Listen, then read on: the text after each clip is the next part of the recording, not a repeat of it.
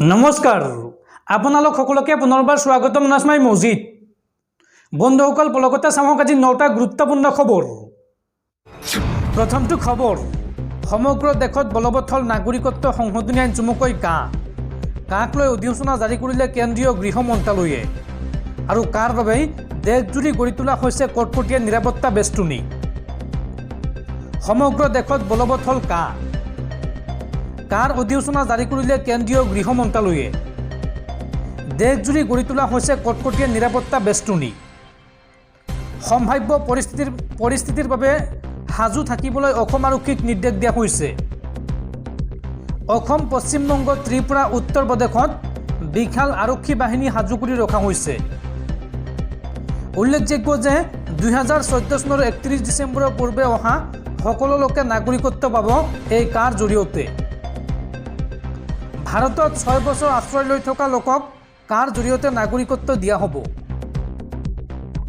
পাকিস্তান, বাংলাদেশ আৰু আফগানিস্তানৰ পৰা অহা হিন্দু শৰণাৰ্থী বা সংখ্যালঘু শৰণাৰ্থীয়ে পাব নাগৰিকত্ব। এই তালিকাত আছে হিন্দু, জৈন, শিখ, বৌদ্ধ, খ্ৰীষ্টান আৰু পাৰ্চী লোকসকলে পাব ভাৰতীয় নাগৰিকত্ব।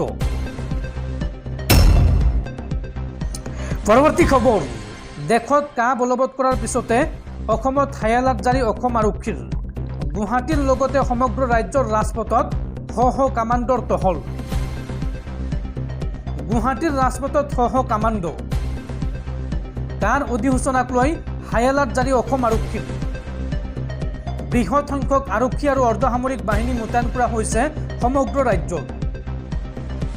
বজ্ৰ বাহনৰ লগতে সাজু কৰা হৈছে গুৱাহাটীত 4টাকৈ ব্লেক পান্থাৰ কামাণ্ডো বাহিনী।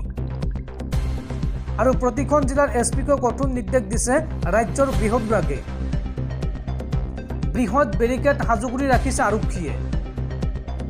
প্ৰতিখন থানাই মজুত ৰাখিছে কন্দুৱা, গেছ আৰু পানী হিলৈ। ৰাজ্যত হ'ব পৰা সম্ভাৱ্য পৰিস্থিতিৰ প্ৰতি লক্ষ্য ৰাখি অসম আৰক্ষীৰ এই বৃহৎ পদক্ষেপ। পৰৱৰ্তী খবৰ, নাগৰিকত্ব সংশোধনী আইন চমুকৈ দেশত বলবৎ কৰাৰ পিছতে কাৰ বিৰুদ্ধে আন্দোলন ঘোষণা 16টাকৈ ৰাজনৈতিক দলৰ। এই আন্দোলন হিচাপে মঙলবাৰ অৰ্থাৎ আজিৰ দিনটোত হৰতাল ঘোষণা কৰা হৈছে।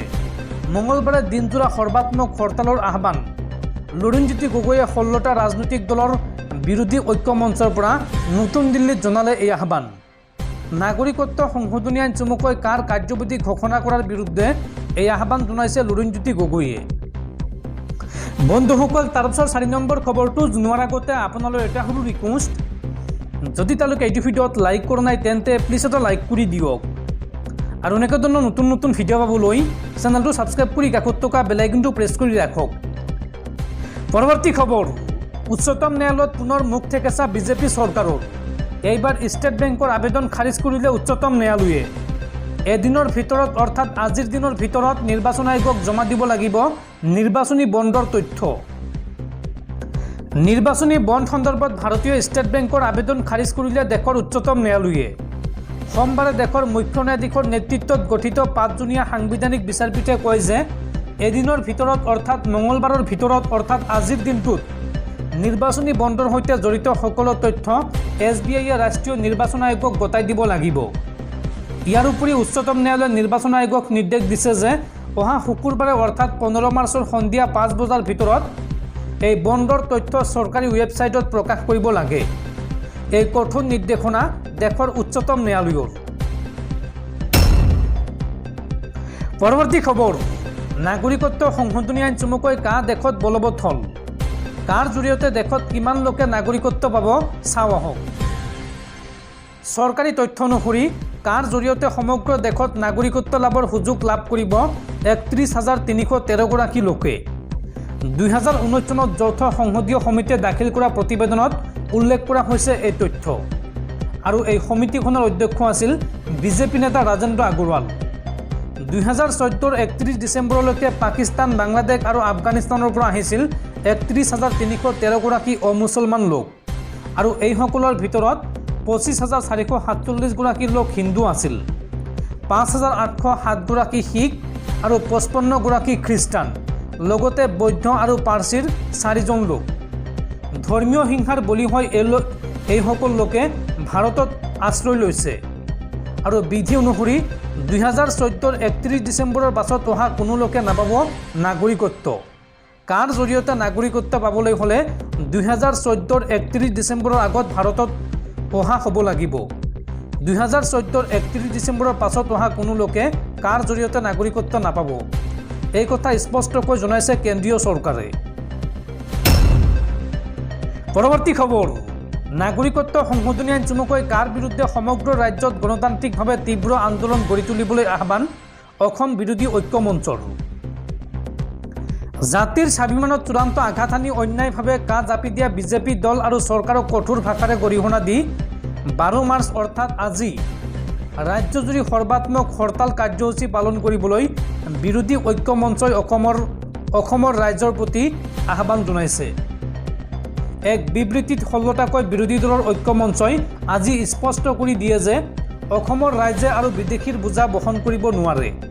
1971 চনত হোৱা অসম চুক্তি অনুযায়ী বিষয়টো সমাধান হোৱাটো বিৰোধী ঐক্য মঞ্চই পোষকতা কৰে। বিৰোধী ঐক্য মঞ্চই বিবৃতিটোত লগতে কয় যে আমি বাৰে বাৰে কৈ আহিছোঁ, কোনো কাৰণতে অসমৰ ৰাইজে কাম মানি নলয় আৰু ইয়াৰ বাবে অসমৰ ৰাইজে সৰ্বাত্মক হৰতাল কৰিবৰ বাবে সাজু হৈ আছে। কাই অসমীয়া জাতিৰ ভৱিষ্যত ধ্বংস কৰিব, অসমৰ ভাষা সাহিত্য সংস্কৃতি কৃষ্টি আদিক বিপন্ন কৰিব, অসমীয়া জাতিৰ অস্তিত্বৰ প্ৰতি ভাবুকি আহিব, অসম চুক্তিৰ মূল আত্মাত কাই আঘাত সানিব।